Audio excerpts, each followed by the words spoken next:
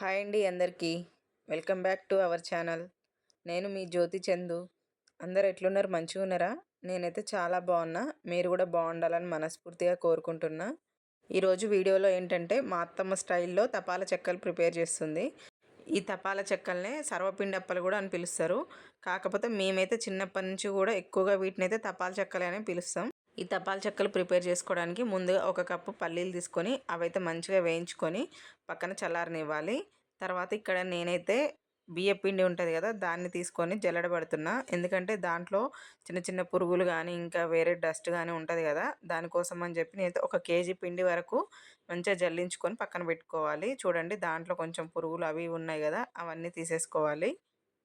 ఇప్పుడు జల్లించిన ఈ బియ్యం పిండిలోకి కొంచెం అల్లం వెల్లుల్లి పేస్ట్, కొంచెం కారము, వేయించుకొని పక్కన పెట్టిన పల్లీలు ఉన్నాయి కదా, అవి లైట్గా పైన పైన పొట్టు తీసేసుకొని అవి కూడా వేసుకోవాలి. తర్వాత కొంచెం కరివేపాకు చిన్న చిన్న ముక్కల్లాగా తుంపుకొని వేసుకోవాలి. అదేవిధంగా 1 టీ స్పూన్ జీలకర్ర, 1 టీ స్పూన్ పసుపు, 1 స్పూన్ ఉప్పు కూడా వేసుకొని కొంచెం కొంచెం వాటర్ పోసుకుంటూ ఈ పిండిని సాఫ్ట్గా కలుపుకోవాలి.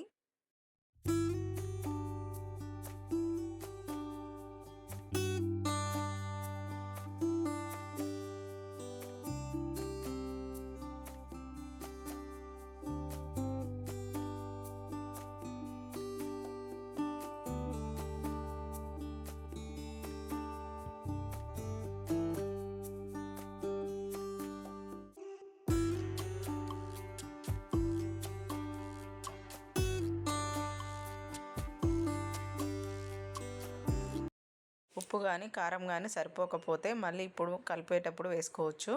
కారం అయితే మంచిగా సరిపోయింది కానీ కొంచెం ఉప్పు తక్కువైంది. అందుకని మళ్ళీ టేస్ట్కి సరిపడా ఉప్పు వేసుకొని మంచిగా మళ్ళీ ఒకసారి కలిపి పక్కన పెట్టేసుకోవాలి.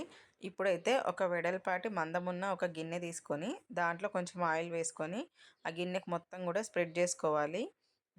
అంచులకు కూడా స్ప్రెడ్ చేసుకున్న తర్వాత ఇప్పుడు మనం కలిపి పక్కన పెట్టుకున్న పిండి ఉంది కదా, దాన్ని కొంచెం కొంచెం వేసుకుంటూ వీడియోలో చూపించిన విధంగా ఆ గిన్నెకు అడుగు భాగాన మొత్తం కొంచెం మందంగానే ఇట్లా ఒత్తుకొని ప్రిపేర్ చేసుకోవాలి, ఒక పెద్ద అప్పడం లాగా.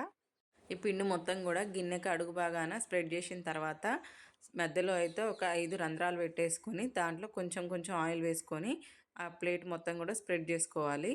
ఎందుకంటే మనకు సర్వపిండి అనుకో దాంట్లో ఎక్కువ హోల్స్ పెట్టుకుంటే ఎక్కువ ఆయిల్ వస్తుంది. సో అప్పడం అయితే క్రిస్పీగా అవుతుంది. కాకపోతే ఇక్కడ అత్తమ్మ ఏంటంటే మరీ అంత క్రిస్పీగా ఏమొద్దు, కొంచెం మెత్తగా ఉండాలని చెప్పి తక్కువ హోల్స్ పెట్టి ఆయిల్ కొంచెమే పోసింది. దానివల్ల ఈ తపాల చెక్కలు అయితే మరీ గట్టిగా ఉండకుండా కొంచెం సాఫ్ట్గా మెత్తగా ఉంటాయి. గిన్నెకి అప్పడంలాగా ప్రిపేర్ చేసి ఆయిల్ వేసుకున్న తర్వాత గ్యాస్ స్టవ్ ఆన్ చేసుకుని ఒక 5 నుంచి 7 నిమిషాలు మీడియం ఫ్లేమ్లో 2 వైపులా మూత పెట్టి ఈ అప్పడాలని కాల్చుకుంటే చూడండి, తపాల చెక్కలు అయితే మనకు మంచిగా ప్రిపేర్ అయిపోతాయి. మీకు ఈ వీడియో నచ్చితే తప్పకుండా లైక్ చేయండి, షేర్ చేయండి, సబ్స్క్రైబ్ చేయండి, నా ఛానల్ని సపోర్ట్ చేయండి. Thank you.